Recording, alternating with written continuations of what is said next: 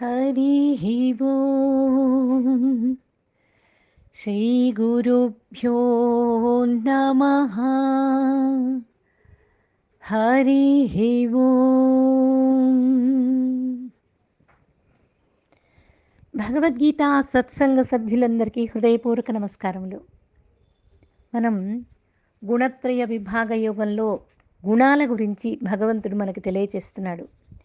ఏ గుణం ఉంటే ఎటువంటి జన్మలు వస్తాయి, ఇప్పుడు జీవన విధానం ఎలా సాగుతుంది అనే దాని గురించి గొప్పగా వర్ణిస్తున్నాడు భగవంతుడు. ఇప్పుడు మనం ఆలోచించుకోవాల్సింది, మనం శ్రద్ధగా వినవలసింది వింటాం. విన్న తర్వాత మన ప్రవర్తన ఎలా ఉంటుంది, మన భావనలు ఎలా సాగుతున్నాయి, మన ఆలోచనలు ఏ విధంగా మారిపోతున్నాయి, క్షణక్షణం మనం సాధనలో ఉన్నటువంటి వాళ్ళం గమనిస్తూ ఉండాలి. దానికోసమే భగవంతుడు చెప్పేటటువంటి బోధ. అంతేగాని చాలా బాగా చెప్పారు, చాలా బాగుంది, భగవద్గీత అద్భుతంగా ఉంది అని చెప్పుకోవటం వల్ల మనకేమంత ప్రయోజనం కనిపించదు. ఎదుటి వాళ్ళు బాగా చెప్పినా, ఎదుటి వాళ్ళు ఆచరణ చేసినా, భగవద్గీత గ్రంథం చాలా బాగున్నా నా దగ్గరికి వచ్చింది కాబట్టి నేను దీన్ని ఎలా సమన్వయం చేసుకుంటున్నాను, నేను దీన్ని ఉపయోగించుకోగలుగుతున్నానా, జీవితంలో మళ్ళీ బొక్కబోర్లా పడిపోయి మళ్ళీ ఆలోచన సరళి కానీ జీవన విధానం కానీ మార్చుకోకుండా రాగద్వేషాలతోటి అరిషట్ వర్గాలతోటి 3 గుణాలు ప్రకృతి మాయ నుంచి వచ్చింది, అజ్ఞానజనితమైనటువంటి గుణాలతో ఇది జీవనయాత్ర సాగుతుంది అని గమనిస్తూ గుర్తిస్తూ మార్చుకోగలుగుతున్నామా? ఇది సాధకులకి కావలసినటువంటి గొప్ప సందేశం. దీన్ని మనం బాగా అర్థం చేసుకోవాలి. దీని గురించే భగవంతుడు ఇక్కడ చెప్తున్నాడు. చూడండి 17వ శ్లోకాన్ని. సత్వాత్ సంజాయతే జ్ఞానం రజసో లోభ ఏవ చ ప్రమాదమోహౌ తమసో భవతో జ్ఞానమేవ చ. సత్వాత్ సంజాయతే జ్ఞానం. సత్వం వల్ల ఏమవుతుంది అంటే జ్ఞానం కలుగుతుంది. రజసహ లోభ ఏవచ. రజోగుణం వల్ల లోభం కలుగుతుంది. లోభగుణము అంటే ఏంటో మనకు అర్థమైంది కదా. ప్రమాదో మోహౌ తమసహ. తమోగుణం వల్ల మరుపు, మోహము, ఈ రెండు దేని వల్ల వస్తాయి అంటే అజ్ఞానం వల్ల కలుగుతాయి. మనకి ఈ విషయాన్ని ఎన్ని శ్లోకాల నుంచి చెప్తున్నాడండి భగవంతుడు. అయినా సరే మళ్ళీ మళ్ళీ చెప్తున్నాడు అంటే భగవద్గీతలో ఒక విషయానికి 2 సార్లు మించి భగవంతుడు చెప్పాడు అంటే మనం దాన్ని ఎంతో వివరణగా ఆచరణలోకి సమన్వయం చేసుకోవాల్సినటువంటి బాధ్యత మనకుంది అని హెచ్చరించటం. ప్రతి ఒక్క విషయము భగవంతుడు అవసరమైన జీవన విధానానికి సంబంధించి ఇంకా జన్మ రానటువంటి స్థితికి తీసుకెళ్లేటటువంటి సందేశాన్ని మనకిస్తున్నాడు. అనన్యాశ్చింతయంతో మాం అని చెప్పాడు. అన్య చింతనలు ఆపేసి మమేవ శరణం గచ్చ అంటాడు. నన్నే శరణు పొందు అంటాడు. మన్మనాభవ మద్భక్త అంటాడు. నా భక్తుడివిగా అంటాడు. ఇవన్నీ మాటి మాటికి చెప్పి ఇప్పుడు ఎలాగ నా భక్తుడివి అవుతావు? ఏ గుణాలనేది ఎక్కడి నుంచి వచ్చాయి? ప్రకృతి నుంచి గుణాలు వచ్చాయి. ప్రకృతి అంటే ఏంటి? నా మాయా అని చెప్పాడు. జ్ఞాపకం చేస్తూ ఉన్నాడు భగవంతుడు. చూడండి, మర్చిపోయే గుణం నీకుందిరా, నేను జ్ఞాపకం చేస్తున్నాను అని భగవంతుడు మన ముందుకొచ్చి బోధిస్తున్నాడు. కాబట్టి ఇప్పుడు ఇక్కడ భగవంతుడు ప్రకృతి నుంచి వచ్చింది అంటే ప్రకృతి ఏమిటి? మాయా స్వరూపం. ఆ మాయ ఏమిటి? నా మాయ. నా మాయ నేను వేరా కాదు. ఎందుకని? నా మాయ నా అధీనంలో ఉంది కాబట్టి 2 వేరు కాదు. 2 వేరు కాదు అనేటటువంటి దృష్టి నీకు రావాలి అంటే ఈ గుణాల నుంచి దాటి ఈ ప్రకృతి, ఈ గుణాలు ఇదంతా ఒక మాయ అని నువ్వు తెలుసుకుంటూ ఉండాలి. ఏ గుణం ప్రవర్తిస్తుందో గుణాల కలయికతోటే ఈ జీవనమంతా సాగుతుంది. ఈ శరీరం అంతా అలాగే వచ్చింది. 3 గుణాల కలయికతోనే ఈ జీవితం సాగిపోతూ ఉంటుంది. ఇది మాకు బాగా అర్థమైంది, అనుభవంలో ఉన్నది. కానీ ఇప్పుడు మనకు కావాల్సింది ఏమిటి అంటే దీన్ని విచారణ చేసుకుంటూ ఉండాలి. ఈ సత్వగుణం వల్ల జ్ఞానం కలుగుతుందనే విషయం చెప్పాడు. మనకి సత్వగుణం ఉన్నదా? రజోగుణం వల్ల లోభం కలుగుతుంది అన్నాడు. రజోగుణంలోనే దాదాపు ఎక్కువ మంది శాతం రజోగుణ ప్రభావమే ఉంటుంది. అంతకంటే ఎక్కువ తమోగుణం శాతము ఉంటుంది. సత్వగుణం అనేది చాలా తక్కువ స్థాయి మందికి, తక్కువ శాతం మందికి ఉంటుంది. అది ఎవరెవరికి ఎప్పుడు కలుగుతుంది? 3 గుణాల కలయిక మాత్రం ప్రతి సాధకుడికి, సాధన అదే జన్మ తీసుకున్నటువంటి, శరీరం తీసుకున్నటువంటి ప్రతి ఒక్కడికి ఈ 3 గుణాల కలయిక తప్పనిసరిగా ఉంటుంది. అది ఎక్కువ పళ్ళు తక్కువ పళ్ళు అనేది భగవంతుడు చెప్తూ వచ్చాడు. ఏది ఎక్కువ ఉన్నప్పుడు ప్రకాశవంతంగా ఉంటుంది, వాళ్ళ ఆలోచన తీరేలా ఉంటుంది అని అద్భుతంగా బోధ చేశాడు. గుణత్రయానికి సంబంధించినటువంటి సమస్త జ్ఞానం కలిగితే గనక తమోగుణ ఫలితమైనటువంటి అజ్ఞానం నుండి, రజోగుణ ఫలితమైనటువంటి దుఃఖం నుండి విడిపడతాడు వ్యక్తి. వివేకవంతుడై సత్వమార్గంలోకి ఆచరణ చేయటానికి నిర్ణయం తీసుకుంటాడు. నిర్మలమైనటువంటి అంతఃకరణ శుద్ధిని పొందుతాడు. ఆత్మజ్ఞానాన్ని బాగా తరింపచేస్తుంది అని బాగా తెలుసుకుంటాడు. దాన్ని ఆర్జించటానికి, దాన్ని సాధన చేయటానికి చేస్తాడు, తరించిపోవచ్చు. అందుకనే ఈ గుణత్రయ విశేషాన్ని భగవంతుడు ఇంతగా వివరించి చెప్తున్నాడు. సత్వగుణం వల్ల మనిషికి జ్ఞానం ప్రాప్తిస్తుంది. బాగా జ్ఞాపకం పెట్టుకుందాం. సత్వగుణం వల్ల కలిగే జ్ఞానం ఆత్మజ్ఞానం అయితే కాదు. అది బాగా గుర్తు చేసుకుందాం. జ్ఞానం ప్రాప్తిస్తుంది అంటే ఆత్మజ్ఞానం అనేది ఆల్రెడీ నువ్వు జ్ఞానవంతుడివే, నువ్వు అది మర్చిపోయావు. అందుకని ఇక్కడ ఏం చెప్పాల్సి వస్తుంది? సత్వగుణం ఉంది కాబట్టి నీకు ఆత్మజ్ఞానానికి సులభం అవుతుంది అని చెప్తున్నాడు. కానీ ఆత్మజ్ఞానం మాత్రం కాదు. ఏమిటయ్యా ఆత్మజ్ఞానం కాకుండా మరి ఏం జ్ఞానము అంటే నిత్యానిత్య వస్తు వివేక జ్ఞానం. ఇది నిత్యమా అనిత్యమా, ఇది సత్యమా అసత్యమా, ఇది జడమా చైతన్యమా, ఇది ప్రకృత ఇది పురుషుడా, ఇటువంటి ఈ ఆత్మ ఇది అనాత్మ, ఇటువంటి వివేకం కలుగుతుంది. ఈ కార్యము అకార్యంగా చేస్తున్నామా, నాకు బాధ్యతాయుతంగా చేస్తున్నామా అనేటటువంటి జ్ఞానం కలుగుతుంది. ఇది ఎట్లా ఏర్పడుతుంది ఈ విచారణ అంటే సత్వగుణం ఉంటేనే ఈ విచారణ వస్తుంది. ఈ విచారణ ఉన్నవాళ్లే సత్వగుణము అనబడుతుంది. చూడండి, అంటే ఈ వివేకం ఉన్న వాళ్ళకి సత్వగుణం లేదు అనటానికి లేదు. ఇంకా సత్వగుణం లేకపోతే ఈ విచారణ సాధ్యమే కాదు. అదే ఇక్కడ చెప్తున్నాడు. చిత్తశుద్ధి ఏర్పడుతుంది, అంతఃకరణ శుద్ధి ఏర్పడుతుంది, చిత్త నైర్మల్యం ఏర్పడుతుంది. పరమాత్మ తత్వాన్ని దర్శించటానికి అర్హత సంపాదించుకున్నాడు. అందుకనే ప్రకాశము ఈ సత్వగుణం అనేది అని చెప్పారు. సత్వగుణం ఉండి జ్ఞానం బాగా లోపల వృద్ధి చెందుతూ ఉంటే, అన్ని విషయాల్లో విచారణ తెలుస్తూ ఉంటే, నేను తప్పు చేస్తున్నాను, నాకు ఇది అవగుణం, ఈ గుణం నా లోపల ఎక్కువగా ప్రబలుతుంది అని తెలిసినప్పుడు మార్చుకోవడానికి ప్రయత్నం జరుగుతూ ఉంటే సత్వగుణమే. రజోగుణం నుండి లోభం కలుగుతూ ఉంది. విషయాల యందు, ప్రకృతి యందు, ఈ ప్రపంచంలో విషయాల యందు బాగా తీరని దాహం ఏర్పడుతుంది. అదంటే రజోగుణమే. దానివల్లనే ఆశ ఆశ ఆశ అత్యాశకి వెళ్ళిపోతూ ఉంటుంది. లాభాలెన్ని వచ్చి పడ్డా లోభం మనిషిలో అసంతృప్తిని పెంచుతూ ఉంటుంది, ఆవేదనని కలిగిస్తూ ఉంటుంది, బ్రతుకుని దుఃఖమయం చేస్తుంది. ఇది రజోగుణం అనేది నువ్వు గుర్తించగలిగితే చాలు. ఇక తమోగుణం అదొక ప్రమాదాల పుట్ట, మోహాల వలయం. ఇది మనకు బాగా అర్థమైంది. ఇంతవరకు చెప్పాడు కదా భగవంతుడు. శ్రద్ధగా దీన్ని కావాలి అనుకుని గనక మనం వింటే మనకు అర్థమవుతుంది. మనలో ఈ గుణం కలిగినప్పుడు దీన్ని గుర్తించటం అనేది సాధ్యమవుతుందా లేదా అనేది ఎవరి సాధన వాళ్ళదే. కాలక్షేపానికి వినే వాళ్ళకి ఇది అర్థం కాదు. వింటాం, ఇంద్రియం వరకు వెళ్తుంది. అర్థం చేసుకోవాలి అనుకునే వాళ్ళకి మనస్సు వరకు వెళ్తుంది. కాదు, ఇది సాధనలోకి మార్చుకోవాలి అనుకునే వాళ్ళకి జీవన విధానంలో గుర్తొస్తూ ఉంటుంది.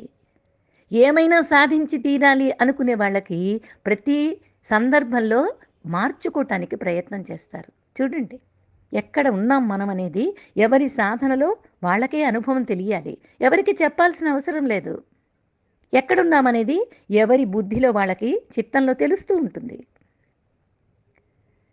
ఈ అప్రకాశము, ఈ తమోగుణం ఏంటంటే, సత్వగుణమేమో జ్ఞానాన్ని వృద్ధి చేస్తూ ఉంటుంది, రజోగుణమేమో దుఃఖంలో పడేస్తూ ఉంటుంది. తమోగుణం ఏంటి అంటే ఇది ఒక అప్రకాశం, అప్రవృత్తి, వివేక శూన్యత. వివేకం లేకపోతే ఏముంటుంది? విపరీత జ్ఞానం ఉంటుంది. విపరీత జ్ఞానం అంటే ఏమిటి? మోహవలయంలో కూపంలో పడిపోతాడు. గుణ ప్రభావంతో ఎటు పోతున్నామో తెలీదు. ఏముడు గుణాల్ని గుర్తించకపోతే జీవితం విచ్ఛిన్నమైపోతుంది. ఎక్కువగా విచ్ఛిన్నమైన జీవితాలు కనపడుతూ ఉన్నాయి మనకి. ఎందుకు ఇలా అయింది అంటే, ఎవరి వల్ల ఎవరు బాధపడ్డా సరే, కుటుంబంలో ఒక కుటుంబం, ఒక సమాజం, ఒక గ్రామం, ఒక పట్టణం, ఒక ఒక దేశం, ఏమైనా చెప్పండి, ఒక్కళ్ళు బాధపడి ఒక్కళ్ళు చేసిన కర్మకి ప్రతి ఒక్కళ్ళు అనుభవించి తీరుతున్నాం. అనుభవంలో అందరికీ అర్థమవుతుంది అది. ఎందుకు అంటే ఉన్నది మొత్తం ఆత్మతత్వం, ఉన్నది మొత్తం నేనే. అందుకనే ఒక్కళ్ళు బాధపడ్డా అందరికీ అది వెళ్ళిపోతూ ఉంటుంది. ఎందుకంటే ఉన్నది మొత్తం నేనేగా, నేనే అనుభవించవలసి వస్తుందిగా. అది అర్థం కాక అలమటించిపోతున్నాం. ఇక్కడ ఉన్నది నేనే అనే విషయం నాకు అర్థమైనప్పుడు నాలో ఏ గుణం ప్రవర్తిస్తుంది? ఇదంతా మాయ కదా అని అర్థం చేసుకున్నప్పుడు నీ ప్రవర్తన మార్చుకోవడానికి అవకాశం ఉన్నదా లేదా? అవకాశం ఉంది అనేది మీరే రుజువు చేస్తున్నారు. మీకు అవగాహనలో అంది చక్కగా మీరే సమాధానం పెడుతున్నారు. చూడండి ఎంతమంది ఈ విధంగా అర్థం చేసుకొని, ఎంతమందో చెప్తూ ఉంటారు, భగవద్గీత వల్ల నా జీవన విధానమే మారిపోయింది అని చెప్తూ ఉంటారు. అది అనుభవంలో అందరికీ మార్చుకోవాల్సిన విషయం. కొంతమంది చెప్తుంటారు, మీరు మారండి, భగవద్గీత మీ రాతని మార్చేస్తుంది అని. మీ రాతని మారుస్తుందో లేదో కాదు, నేను మారి తీరాలి అని ప్రతి ఒక్కళ్ళం అలాగా అనుభవంలోకి తీసుకోవడానికి ప్రయత్నం చెయ్యాలి. ఎవరో ఎదుటోళ్ళని మార్చాలని చూస్తే అది జరిగే పనే కాదు.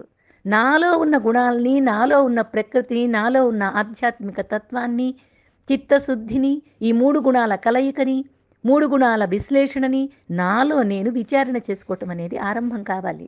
దానికోసమే భగవంతుడు ఇన్ని శ్లోకాలలో భగవతత్వాన్ని గురించి తెలియచేస్తున్నాడు. గుణాల గురించి అంతకంటే గొప్పగా ఈ అధ్యాయం మొత్తం చెప్తున్నాడు. 18వ శ్లోకం చూడండి. ఊర్ధ్వం గచ్చంతి సత్వస్థాః మధ్యే తిష్టంతి రాజసాః జగన్యగుణవృత్తిస్థాః అధో గచ్చంతి తామసాః. ఇంకా చెప్తున్నాడు చూడండి. చెప్పిన విషయాన్నే మరలా చెప్తున్నాడు. కానీ శ్లోకాలు మారిపోయినాయి, భావనలో కొంచెం. ఎందుకంటే గుణాల విషయం విన్నావు కాబట్టి అసలు ఆలోచన చేసావు, ఎక్కడి నుంచి వచ్చిందనేది తెలుసుకున్నావు, దాని గురించి నీ లోపల ఎంతవరకు ఉన్నాయి అనేది, నువ్వు ఏ గుణంలో ఉన్నావు అనేది నీకు అర్థమైంది. కానీ 3 గుణాలు కలిసే ఉన్నాయి అంటున్నారు ఒక వ్యక్తిలో అనేది ఎప్పుడెప్పుడు కలిసి ఉన్నాయి, ఎప్పుడెప్పుడు ఏ గుణం ప్రకోపన చెందుతుంది అనేది నీకు అనుభవంలో ఒక్కొక్కటి రుజువు చేసుకుంటున్నావు. నువ్వు నీకు అర్థమయ్యి ప్రవర్తనలో మార్చుకుంటున్నావు, గుర్తిస్తున్నావు. అదే చేయమంటున్నాడు, ఇంకా మార్చి చెప్తున్నాడు. అందుకే ఇన్ని శ్లోకాలు చెప్తున్నాడు భగవంతుడు. సత్వగుణం కలిగినటువంటి వాళ్ళు ఉత్తమ లోకాలకు పోతున్నారు, రజోగుణం కలిగినటువంటి వాళ్ళు మధ్యలోకానికి చేరుతున్నారు, నికృష్టమైనటువంటి తమోగుణం కలిగినటువంటి వాళ్ళు నీచ జన్మల్లో, జంతు జన్మల్లో, తిర్యగ్యోని అంటున్నారు. ఏ జన్మలో? నీచ జన్మల్లోనూ పడిపోతారు. ఊర్ధ్వలోకాలంటే ఏంటి? సత్వగుణం కలిగినటువంటి వాళ్ళు ఊర్ధ్వలోకాలకు వెళ్తారంటే దేవతలు నివసించే లోకాలకు వెళ్తారు, పుణ్యాత్మలు ఉండేటటువంటి లోకాలకు వెళ్తారు. అక్కడేమైనా సాధన చేసి ఇంకా జన్మ తీసుకోకుండా అటువైపుగా మోక్ష మార్గం భగవతత్వంలో లీనం కావచ్చా అని అంటే ప్రసక్తే లేదు. ఇది కూడా బంధమే అని చెప్పారు కదా. అందుకని ఊర్ధ్వలోకాలకు వెళ్ళి దేవతలతో పాటుగా వాళ్ళ మధ్య ఉండి వాళ్ళ వివేకాన్ని సంపాదించుకొని వాళ్ళు అంత ఉత్తముల మధ్య ఉంటే మనం కూడా ఉత్తములం అయిపోతాం కదా. ఎవరి సహవాసము వాళ్ళకి తీసుకుంటాం కదా. పక్క వాళ్ళ సహవాసాన్ని తీసుకొని వాళ్ళ బుద్ధిని, వాళ్ళ విచక్షణని, వాళ్ళ ధర్మాల్ని మనం కూడా వింటూ ఉంటాము, ఆచరణ చేస్తూ ఉంటాము. అందుకని సత్సంగం అన్నారు. అందుకని వాళ్ళు ఏం చేస్తారు, సత్వగుణంతో ఉన్నటువంటి వాళ్ళు వివేకాన్ని పొందుతారు, దేవతల మధ్య సుఖపడతారు, మళ్ళీ తిరిగి పుణ్యఫలాన్ని అనుభవించిన తర్వాత తిరిగి మళ్ళీ శుచిగల కుటుంబాల్లో, ముముక్షువులైనటువంటి ముక్తి మార్గంలో చరించేటటువంటి కుటుంబాల్లో మళ్ళీ జన్మ తీసుకుంటారు. ఇది ప్రకాశ మార్గం. ఇంకా రజోగుణం ఉంది. రజోగుణం అంటే ఏంటి? ఇది సత్వగుణం కలిగినటువంటి వాళ్ళ స్థితి. ఊర్ధ్వం గచ్చంతి సత్వస్థాహ అన్నాడు కదా. సత్వగుణం కలిగినటువంటి వాళ్ళు దేవలోకాలకు వెళ్తారు, అక్కడ అలా సుఖపడతారు, మళ్ళీ తిరిగి ఇలా జన్మిస్తారు. రజోగుణం కలిగినటువంటి వాళ్ళు ఎలా ఉన్నారు? మధ్యే తిష్టంతి రాజసాహ అంటున్నాడు. ఈ రజోగుణం కలిగినటువంటి వాళ్ళు లోభగుణంతో ఉంటారని మనం విన్నాం కదా, మనకు అర్థమైంది కదా. మన అనుభవంలో లోభం వచ్చినప్పుడు మన ప్రవర్తన ఎలా ఉంటుందో మనకు తెలిసింది కదా. వీళ్ళు ఎప్పుడు కర్మలతోనే బాగా విపరీతమైన కర్మలు చేస్తూ ఉంటారు, దేహాన్ని బాగా శ్రమ పెడుతూ ఉంటారు, బుద్ధిని అస్సలు వాడుకోరు. దేహంతోనే వాళ్ళ కర్మలన్నీ ఆచరణ చేస్తూ ఉంటారు. బుద్ధిలో వివేకం అనేది వాళ్ళు తెచ్చి పెట్టుకోరు, కనీసం విచారణ కూడా చెయ్యరు. అల్ప సుఖంగా ఉంటారు. ఆశించినంత సుఖాన్ని వాళ్ళు అనుభవించలేరు. ఆశించే కొద్దీ వాళ్ళకి అనంతమైనటువంటి శోకంలో దిగిపోతూ ఉంటారు. ఎప్పుడు బుద్ధిలో శోకాన్ని నింపుకుంటూ ఉంటారు. ఈ దుఃఖాలలో తిరిగేటటువంటి రాజసులు ఏమవుతారు మరణించిన తర్వాత అంటే మళ్ళీ మానవలోకంలోనే పుడతారు. బాగా కర్మలు చేసేటటువంటి కుటుంబాల్లో పుడతారు. ఎప్పుడూ ఆయాసంగా కర్మలు చేసి జీవన విధానాన్ని సాగిస్తూ ఉంటారు. అటువంటి వాళ్ళు రాజసంలోకి రావటానికి సులభమవుతుంది. సత్వగుణంలోకి రావటానికి ఈ రాజస గుణం కలిగినటువంటి వాళ్ళకి సులభమవుతుంది. ఎందుకంటే కర్మలు చేసి పుణ్యకర్మల్లో దిగుతారు. పుణ్యకర్మలు దిగి సత్వగుణంలోకి రావడానికి అవకాశం ఉంటుంది. ఇంకా వీళ్ళు మధ్యలోకం మానవలోకంలో ఉంటారు. అటు దేవలోకం కాదు, ఇటు నీచమైనటువంటి జన్మలు కాదు, మధ్య ఉండేది మానవలోకం. ఇక్కడ పుడుతూ ఉంటారు. ఈ పుణ్య పాప కర్మల ఫలితంగా, ఎందుకంటే కొంత పుణ్యకర్మలు చేస్తారు, కొంతమంది పాపకర్మలు చేస్తారు. ఎప్పుడు కర్మలలోనే ఉంటారు కదా. వీళ్ళు రంగులు రాట్నం తిరిగినట్లుగా ఈ చావు పుట్టుకల మధ్య పరిభ్రమిస్తూ మానవలోకంలోనే ఉంటారు. వీళ్ళది ప్రవృత్తి మార్గం, అంటే బాహ్య ప్రపంచంలోనే తిరగాడుతూ ఉంటారు. బుద్ధి దాకా వెళ్ళరు వీళ్ళు. ఇక తమో గుణం కలిగినటువంటి వాళ్ళు మరణానంతరం అటు దేవలోకానికి చేరలేరు, ఇటు మానవలోకానికి నోచుకోరు, నీచమైనటువంటి తిర్యక్ జంతువులందు పుడతారు అనేసి చెప్పేశాడు. వీళ్ళు తామస్సులు, జ్ఞానహీనులు, మూఢులు, అందుకని జంతు జన్మల్లో పుడతారు అని కీర్తన శ్లోకంలోనే చెప్పాడు. గుణాల్ని బట్టే గమనాలు ఉంటాయి, ఇది అర్థం చేసుకున్నావా? ఈ సత్యాన్ని నిజ జీవితంలో కూడా మనం అనుభవిస్తూ ఉన్నాం, చూస్తూ ఉన్నాం. అందరికీ తెలిసిన విషయమే, దీన్ని గమనించు బాగా అని చెప్తున్నాడు. ఇక్కడ కొంతమంది చెప్తారు, ఈ సత్వగుణం ఉన్నటువంటి వాళ్ళకి, ఈ సత్సంగం ఉన్నటువంటి వాళ్ళకి, ఆధ్యాత్మిక తత్వాన్ని బాగా తెలుసుకుంటున్నటువంటి వాళ్ళకి, ఈ భగవద్గీత ఈ గ్రంథాలు ఇవి శాస్త్ర అధ్యయనం చేసేటటువంటి వాళ్ళకి అసలు కోపం రాదండి అంటారు. నిజానికి కోపం రాని వ్యక్తి ఎవరైనా ఉంటారా? ఉంటే అసలు యోగ్యమైనటువంటి విషయమేనా అది? ఆలోచించండి. కోపం రాకుండా ఒక జన్మే రాదు. నిజానికి ఒక జన్మ వచ్చింది అంటే 3 గుణాల కలయికతోనే వస్తుంది. అప్పుడు ఈ సత్వగుణం కలిగినటువంటి వాడు శుద్ధ తత్వంలోకి దిగుతాడు. శుద్ధ సత్వంతో ఉన్నటువంటి జన్మ తీసుకొని వస్తాడు. అప్పుడు మోక్షానికి అర్హత సంపాదిస్తాడు. ఇప్పుడు మన జన్మలన్నీ కూడా 3 గుణాల కలయికతో ఉన్నాయి. ఈ 3 గుణాలు లేకుండా ఒక వ్యక్తి జన్మ రానే రాదు. ఇది బాగా అర్థం చేసుకోండి. కాబట్టి కోపం వచ్చినప్పుడు ఏమిటి గుర్తులు అంటే శాస్త్రం అస్సలు గుర్తురాదు. కోపం వచ్చినప్పుడు ఇవన్నీ గుర్తురావు. కోపం రాలేదనుకోండి, ఎంత బాగుందండి మీరు చెప్పింది, శాస్త్రం ఎంత బాగా చెప్తుందండి, ఎంత బాగా అర్థమైందండి, చాలా అద్భుతంగా ఉందండి, ఇలాంటి మాటలన్నీ మాట్లాడతాం. అసలు కోపం నియంత్రణలో ఉంచుకోవాలి అనుకునేవాడికి చూడండి, కోపం నియంత్రణలో ఉంది అనేటటువంటి అర్థం రావాలి అంటే వాడి కోపం వచ్చింది అని అనటానికి వాడి నియంత్రణలో కొడతాను చూడు నిన్ను అంటాడు. అంటే ఏంటి? కొట్టేస్తాను అని చెప్తాడు అంటే వాడి కోపం నియంత్రణలో ఉంది. వెంటనే రియాక్షన్ లేదు, వెంటనే కోపంతో దారుణమైనటువంటి మాటలు మాట్లాడాడు. నా కోపం వచ్చిందంటేనా అంటాడు కదా. అందరికి అనుభవంలో ఉన్న విషయమేనండి. నియంత్రణలో లేనటువంటి వాడు ఏం చేస్తాడు? వెనక ముందు చూడడు, దుమ్ము దులిపేస్తాడు, విపరీతమైన ఆవేశంతో మాట్లాడేస్తాడు, అసలు ఏం మాట్లాడుతున్నాడో అర్థం చేసుకోడు, కొట్టేస్తాడు.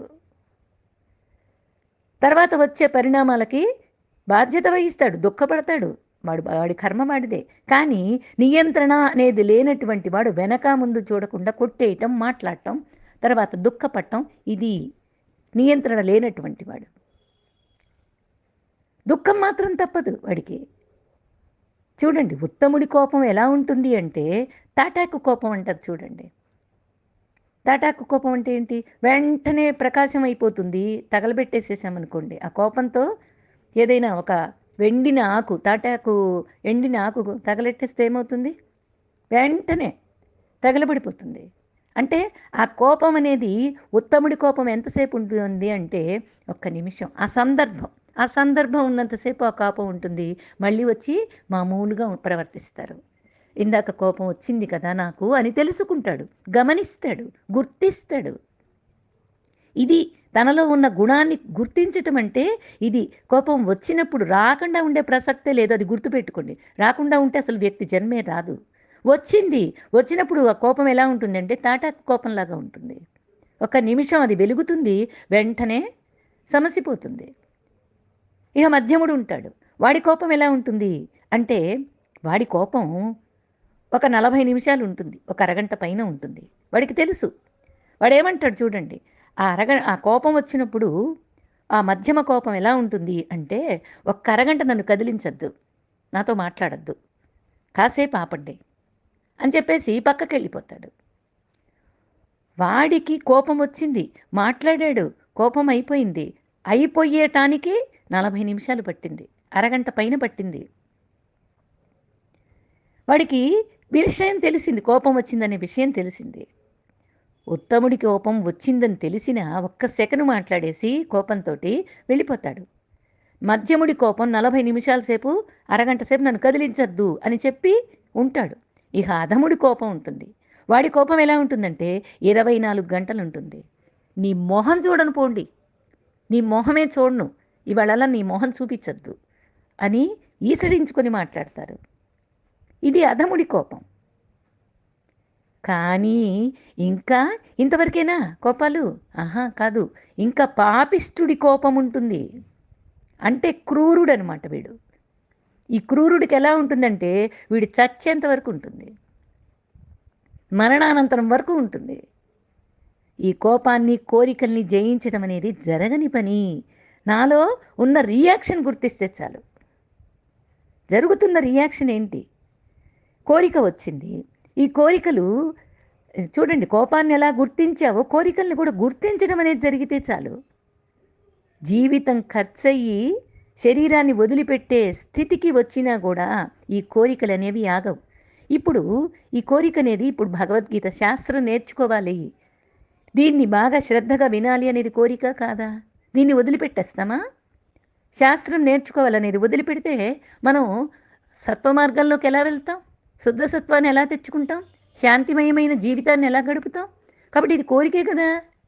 కాబట్టి ఈ కోరికను, ఈ కోపాన్ని వదిలిపెట్టడం అనేది జరగని పని. అయితే ఏం చెయ్యాలండి? మరి మీరు చెప్పింది ఇప్పటిదాకా ఏమిటి అంటే గుర్తించు. అదే చెప్తున్నాడు భగవంతుడు. గుర్తించు. కోపం వచ్చింది, గుర్తించు. ఎంతసేపు ఉంటుంది? ఉత్తముడి కోపంలాగా ఉంటుందా? మధ్యముడి కోపంలాగా ఉంటుందా? అధముడి కోపంలాగా ఉంటుందా? నికృష్టుడి కోపంలాగా ఉంటుందా? ఎలా ఉంది నీ వ్యవహారం? ఎలా ఉంది నీ జీవన విధానం? ఎలా ఉంది నీ బుద్ధి విచక్షణ?